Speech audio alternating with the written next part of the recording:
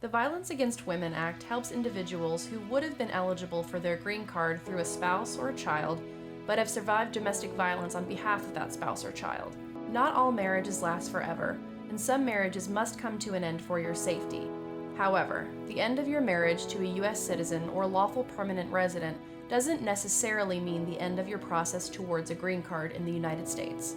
As many people know, U.S. citizens and lawful permanent residents have the privilege of petitioning for the green cards of their spouses. U.S. citizens may also petition for the green cards of their parents. But what happens when the immigrant spouse or parent suffers domestic violence on behalf of their would-be petitioner? The Violence Against Women Act provides a process towards a green card for those abused individuals without having to involve their abusive family member in the petition process. The Violence Against Women Act, or VAWA, allows individuals to preserve their right towards a green card while leaving abusive situations.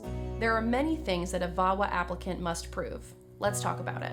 First, the applicant must show that they have a qualifying relationship to an abusive U.S. citizen or lawful permanent resident.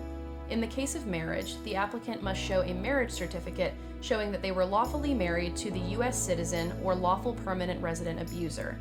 They must also show the validity of their marriage, meaning that they entered into the marriage in good faith. For an abusive child, the applicant must show that the child's birth certificate shows the applicant as their biological parent. In either instance, the applicant must demonstrate that the abusive family member is indeed a lawful permanent resident or U.S. citizen. Next, the applicant must prove that they have been subjected to battery and/or extreme mental cruelty on behalf of that family member. This is the most crucial element to meet.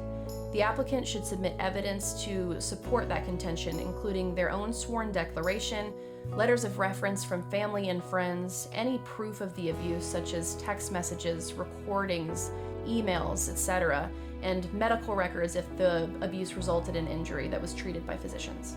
Third, the applicant must prove that they cohabitated with their abuser. However, this is only an element required in applications based on abusive marriages. Lastly, in either case, the applicant must prove that they are a person of good moral character, and this involves submitting a certified criminal record with the application demonstrating no serious criminal offenses. Importantly, an application through VAWA forgives many different grounds of inadmissibility and can be done in either 1 or 2 steps, depending upon the applicant's admissibility and their attorney's recommendation. If you believe you may be eligible for your green card through the Violence Against Women Act, schedule a consult with an experienced immigration attorney at Dummett Frayden today.